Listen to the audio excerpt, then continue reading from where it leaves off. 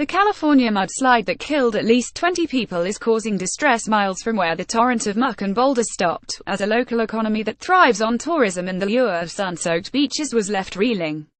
On a postcard-perfect afternoon, the Santa Barbara Shellfish Company would normally be bustling with lunchtime diners downing fried calamari and lobster tacos. Especially on the cusp of a holiday weekend, we would be smashing right now, said manager Sean Johnson, referring to a typical Friday crowd at the restaurant on the edge of Santa Barbara Harbor.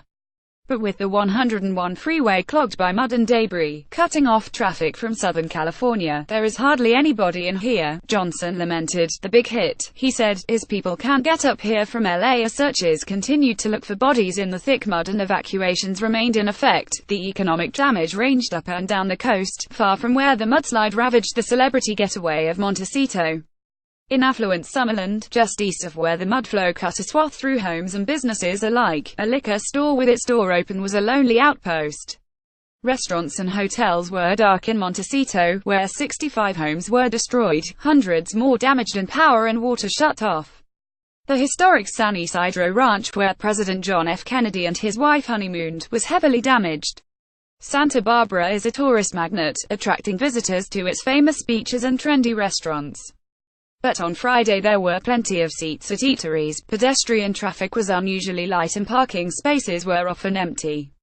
Mark Knepp, director of the California Economic Forecast, said the area is being shaken by a three-pronged problem. Tourists aren't coming in the usual numbers, residents have been forced to move out and thousands of workers can't get to their jobs. He said some 12,000 daily commuters drive into Santa Barbara from the south, a route now blocked. Those people aren't buying lunch or coffee, or filling up the gas tank on the way to work. Residents are uprooted, the dollars they would pump into the economy gone with them. January is not high tourism season in Santa Barbara, but now closed seaside hotels typically lure crowds throughout the year. Making matters worse, the area recently witnessed a monster wildfire that torched homes and sent clouds of ash and smoke into communities. Meanwhile, beaches were closed to swimming, after health officials said mud and runoff from heavy rains contained unknown amounts of sewage and contaminants. The stigma that we have right now, it's flooded, it's burned, there is mud everywhere. That is not going to be helpful with tourists, Knepp added.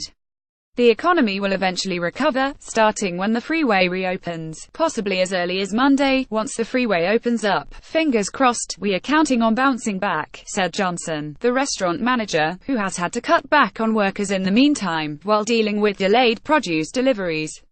But it's not known when many residents in Montecito can return, and widespread damage is likely to take months or longer to repair.